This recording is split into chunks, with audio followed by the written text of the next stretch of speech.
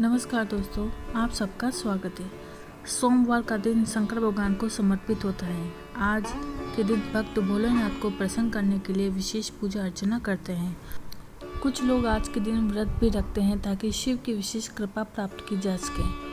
आज सावन का 5वां सोमवार व्रत है। बाबा भोलेनाथ के आशीर्वाद के लिए आप भी सोमवार का व्रत कर रहे हैं तो शिव व्रत कथा को पढ़कर या सुनकर इस उपवास को पूरा करें। तो आइए सुनते हैं सोमवार की व्रत कथा। एक गांव में हरिया अपनी मां के साथ रहता था। हरिया गांव में दूध बेचने का काम करता था। हरिया के पास 2 गायें थी जिनका दूध निकालकर वह गांव में बेचता था। एक दिन हरिया एक घर में दूध देने गया तो उसने देखा वहां भगवान शिव की पूजा की जा रही है। हरिया ने अपनी मां को मंदिर जाते तो कई बार देखा, लेकिन घर पर पूजा करते हुए कभी नहीं देखा। हरिया ने अपने मालिक से पूछा कि आप घर पर पूजा क्यों कर रहे हैं। मालिक ने बोला, तुम्हारे घर में पूजा नहीं होती क्या? आज सावन का सोमवार है, इसलिए भगवान शिव की पूजा कर रहा हूँ। इसके बाद हम सब मंदिर जाएंगे और पूरा दिन उपवास रखेंगे।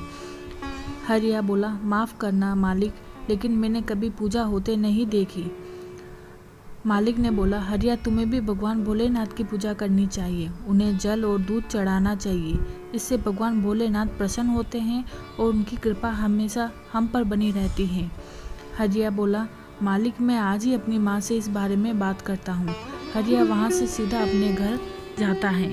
हरिया घर आकर माँ से बोलता है कि माँ तुम पूजा क्यों नहीं करती?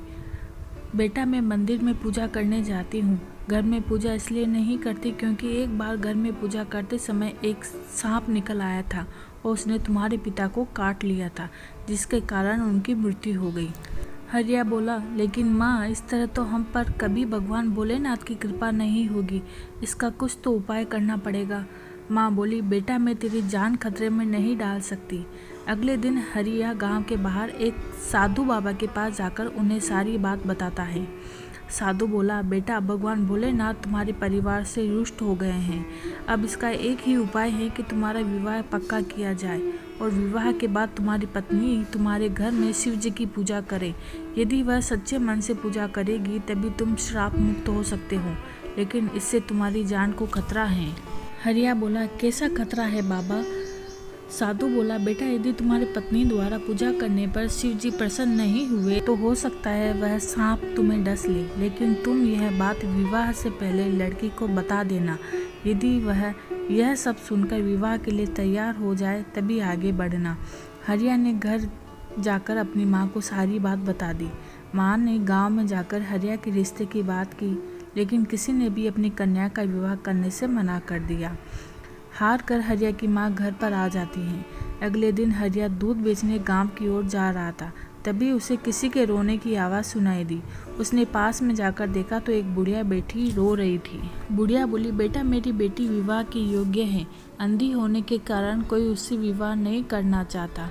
हरिया ने अपनी परेशानी बुढ़िया माँ को बताई। तभी उसकी अंधी बेटी शांति ने सारी बातें सुन ली और विवाह के लिए हाँ कर दी। हरिया और शांति का विवाह हो जाता है। विवाह के अगले दिन दोनों पूजा करने बैठ जाते हैं। शांति पूजा करती है। पूजा करते समय शांति भगवान भोलेनाथ के शिवलिंग पर दूध चढ़ाती है। शांति, बाबा यदि आप रुष्ट हैं तो मेरे प्राण ले लीजिए। प्रार्थना करके शांति जैसे ही आँख खोलती है उसे सब कुछ दिखाई देने लगता है। यह देखकर हरिया बहुत प्रसन्न होता है।